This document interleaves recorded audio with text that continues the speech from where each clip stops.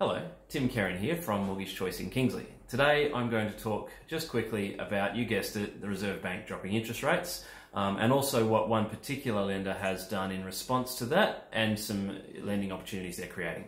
So as you probably know, the Reserve Bank dropped the official cash rate by 0.25% down to 1.25%, which is the lowest rate in the history of Australia. 1.5 was the lowest rate, now 1.25 is the lowest rate.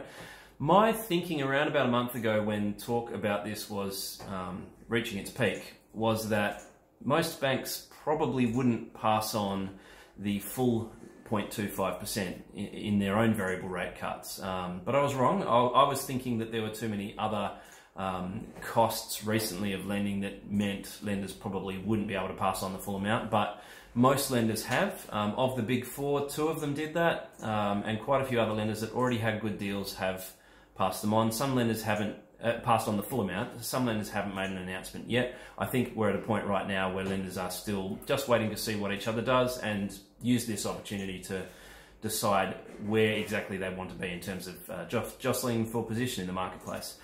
Up to that point, fixed rates had been dropping as well to some of the lowest we've ever seen. And they were looking very attractive compared to variable rates. And I was thinking they were quite attractive compared to variable rates that probably wouldn't drop by 0.25%. But now that variable rates have dropped with most lenders off the top of my head by 0.25%, variable rates are starting to look more attractive than I thought they were about a month ago. So it's an interesting time to have a look. And I just spoke to a customer this morning about this exact situation. Is it worth refinancing? And we decided to wait for another 2 or 3 weeks until we've seen what all lenders are going to do, until we've seen whether any more fixed rates are going to move down, because they still are, and then make a decision about who the right lender is for that customer to go to. So the same might apply to you. Now, there's a WA government-owned lender called Keystart whose interest rate policy is that their interest rate is the average of the big four banks' standard variable rate. And so whenever the big four change their standard variable rates by enough that the average is different, Keystart changes their rate. So Keystart has actually dropped their rate from 5.34 down to 5.15, which is a drop of 0.19%, which is the average of what the big four did.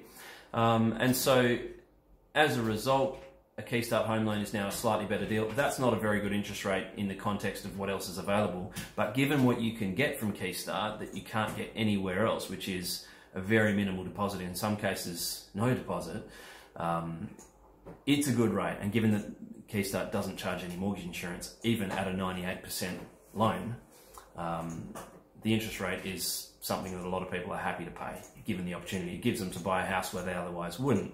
Now, the other thing that Keystart's done in that context is they've announced that from the 1st of July until the end of the year, until the end of December, the maximum income limit they set for acceptable borrowers is going up. So at the moment, if you're a single applicant with no spouse, no dependents, and you're earning more than $90,000 a year, Keystart won't lend to you. That's about to change from $90,000 to $105,000. So that maximum limit's going up by $15,000. The limit that applies to couples is also going up by $15,000 from $115,000 to $130,000, and the limit that applies to families is going up by $20,000 from $135,000 up to $155,000. So if you're a family and your total household income is $155,000 or less, you can get a Keystart loan with a 98% loan-to-value ratio. You can borrow 98% of the property's value. So what that's going to mean is households on decent but not massive incomes are now going to be more likely to qualify for a Keystart loan. And you might be in that threshold. You might have been thinking about it, but we might have talked recently, and I know I've talked to plenty of people recently about Keystart being a possibility, with the exception that they earn too much to qualify. It's time to reassess that. But it's not forever. It's been announced that it is for a temporary period until the end of this calendar year. And once we get to the 1st of January 2020, it's dropping down to the current thresholds. So from the 1st of July until the end of December, that's going to be possible. So if you know someone that's looking at getting into the market, you know someone that's struggling for a deposit, or that's you, give me a call and we'll talk about whether it works at Keystart, where it might not have when we last discussed things. That's all for today. I hope it helps, and I look forward to helping you soon.